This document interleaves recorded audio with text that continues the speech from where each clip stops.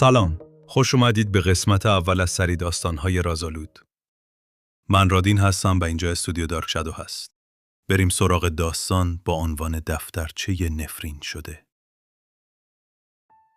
همه چیز از روزی شروع شد که مریم در زیرزمین خانه قدیمی پدر بزرگش یک دفترچه چرمی پیدا کرد.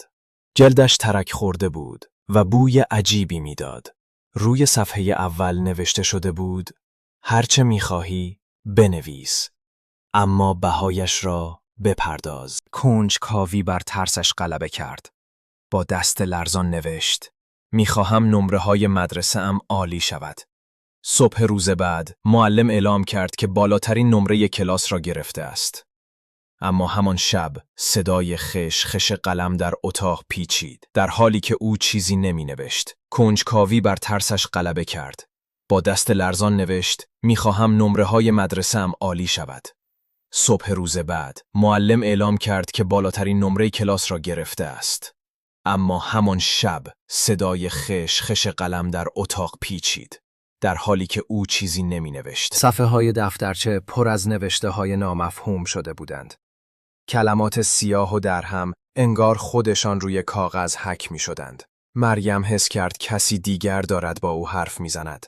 یک جمله واضح بود: یکی را قربانی کن تا خواسته‌ات باقی بماند. شب وقتی چراغ را خاموش کرد، سایه‌ای بلند روی دیوار ظاهر شد. سایه آهسته نزدیک شد و صدای خشن در گوشش زمزمه کرد: نوشتی، پس باید انجام بدهی.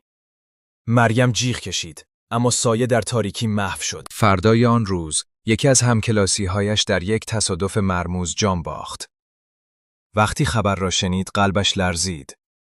همان شب دفترچه باز شد و جمله‌ای جدید نقش بست. بهایش پرداخت شد. خواسته بعدیت چیست؟ مریم با ترس نوشت: میخواهم ثروتمند شوم. چند روز بعد عمویش ناگهان درگذشت و تمام داراییش به خانواده آنها رسید. اوضاع عجیب‌تر شد. هر بار که چیزی میخواست کسی نزدیک به او قربانی میشد. در صفحات آخر یادداشتی با خطی لرزان پیدا کرد: من هم مثل تو بودم. هر آرزو یک مرگ، تا وقتی زندگی دفترچه تو را ترک نمی کند. فقط راهی برای نجات هست. آخرین صاحب دفترچه باید خودش را قربانی کند. آن شب خواب دید در میان دریایی از خون ایستاده است. صدها دست سیاه به سمتش دراز می شدند. صدای دفترچه در ذهنش می پیچید. تو انتخاب شدی، مرگ یا نوشتن دوباره. گریه دفترچه را بست.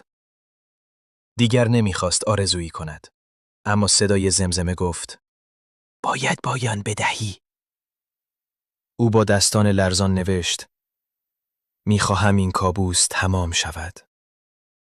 همان لحظه آینه اتاق شکست و تکه های شیشه دورش ریختند. صبح روز بعد خانواده‌اش او را بیجان کنار دفترچه پیدا کردند. روی صفحه آخر فقط یک جمله نوشته شده بود: بهایش پرداخت شد. نفر بعدی تو هستی.